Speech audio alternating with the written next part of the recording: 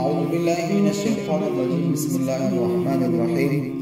السلام عليكم ورحمة الله وبركاته. عزیزان دوستان الله تعالی دې وکړي چې روغ او جوړ اوسئ. قرآن کریم کې الله تعالی سورة المائده 105 آیات کې فرمایي: أعوذ بالله من الشيطان الرجيم. يا أيها الذين آمنوا عليكم أنفسكم لا يضركم من ضل إذا اهتديتم إلى الله مرجعكم جميعا فينبئكم بما كنتم تعملون. يا هغه خلکو چې ایمان مو راوړی د خپل ځانونو فکر کوئ، د خپل ځان پسې شئ، د خپل ځان غم وخورئ. لا يضركم من ضل اذا اهتديتم. د بل چا بلارېتوب چې بلارې وي تاسو ته هېڅ ضرر نشي در رسوی تر هغې وخته پورې چې تاسو په هدایت باندې وئ. الى الله مرجعكم جميعا. واپس الله تعالی طرف ته ګرځېدل د دې ټولو. فینبئکم بما کنتم تعملون. بیا به الله تعالی موږ تاسو ته دا وښیي چې په دنیا کې په څه اخته وو، څه شي باندې مو سوچ و فکر کړ، څه اقوال و اعمال مو کړ. نبی علیه الصلاة والسلام یو حدیث شریف فرمایي: من حسن اسلام المرء ترکه ما لا یعنی. د یو انسان، د یو سړی د اسلام شوالی، کمال، استقامت په دغه کې دی چې هغه کارونه پرېږدي چې دغه پورې اړه نه لري، که یې دین د لحاظه وي که یې دنیا.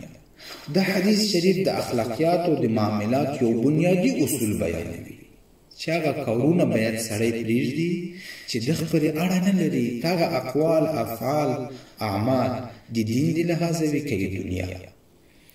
ولی دغه کارونه سړی باید پرېږدي؟ ولې سړی د خپل ځان غم وخوري؟ ځکه عزیزان دنیا کې چې الله تعالی موږ تاسو ته ژوند را نصیب کړی دی، دغه دنیا کې د هر سړی د خپل کار، د خپل وخت، د خپل اقوال او اعمالو مسؤلیت لري، او دغه مسؤلیت په شنه آخرت کې کېږي. سړی څنګه د خپل نفس اصلاح وکړي، څنګه د خپل فکر اصلاح وکړي، څنګه د خپل نفس تربیت وکړي. داسې سړی 40 ساعته اعمال خپل مخ ته کښېږدي او د فکر نه یې شروع کړي، اقوال او اعمال ته وګوري چې زه که د ملګرو سره وم، که زه که یوازې کور کې وم، که زه د باندې وم، ما او د سوچ نه یې شروع کړي چې ما سوچ فکر څومره د ځان په باره کې کړی نسبت د نورو په باره کې، څومره د خپل زندگی، د خپل ځان په باره کې ما سوچ کړی نسبت د نورو زندگی، شخصي زندگی په باره کې، د خلکو په باره کې ما سوچ فکر کړی. آرامه لحظه الله تعالی موږ تاسو ته راکړی، آرامه زندگی بعضې وخت راکړی. هغه زه په دغه سوچ وکړم زه باید څه وکړم، زه باید څه نه وکړم، زه د ځان په باره کې سوچ وکړم. لیکن مشکل په دغه کې دی چې موږ د ځان په باره کې کم سوچ کوو. هغه آرامه زندگی چې زه په خوشحالي تېر کړم، زه د ژوند په باره کې پلان جوړ کړم، زه د خپل اولادو سره په خندا په خوشحالي تېر کړم، ما سوچ که په دغه کې وو چې خلک په څه اخته دي، پلانکی څه کوي، پلانکی څه وایي، پلانکی چیرته ځي، پلانکی به یې ما په باره کې څه وایي. یقین وکړه آرامه زندگی مو نه ارامه. دا خدای نه ده کړی، دا الله تعالی نه ده کړی، دا ما ورته وکړه. د فکر اسلام مو نه وکړی او داسې فکر مو وکړ. ولې مو داسې فکر وکړ؟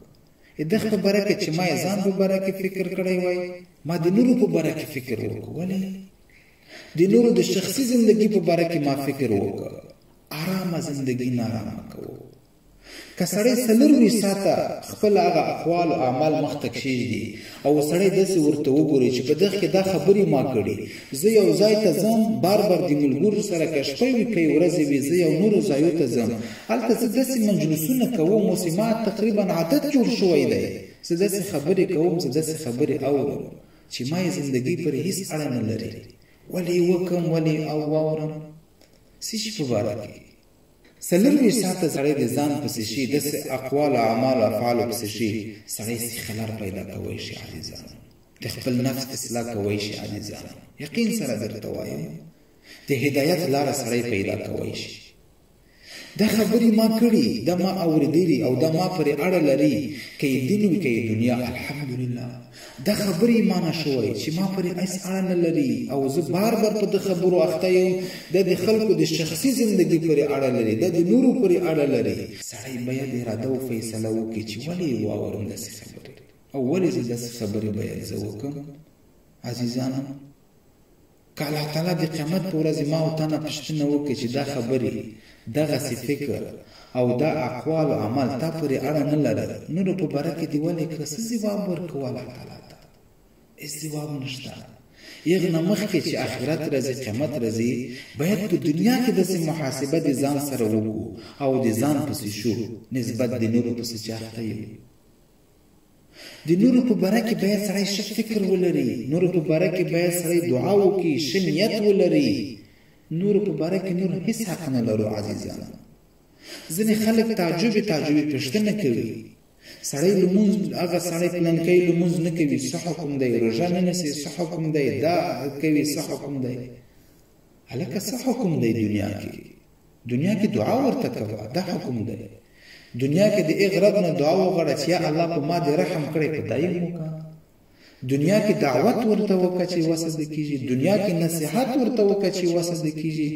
دنیا کې چې کوم جومات ته ته ځې وس دې وي زنګ ورته ووایه هغه جومات ته یې د ځان سره بوځه دا حکم دی نور هېڅ حکم نشته نو که سړی څلرویشت ساعته اعمال مخته کښېږدي او وګوري چې څومره کارونه زه کوم دا ما پورې اړه لري الحمدلله او څومره کارونه ما کړي سړی باید اراده او نیت وکړي چې زه یې نه کوم دا د نورو د زندګۍ پورې اړه لري که خبرې وي که اورېدلې وي سی خلاف حتما پیدا کوی شو د خپل نفس اصلاح تربیت حتما کوی شو عزیزانو السلام علیکم ورحمة الله وبرکاته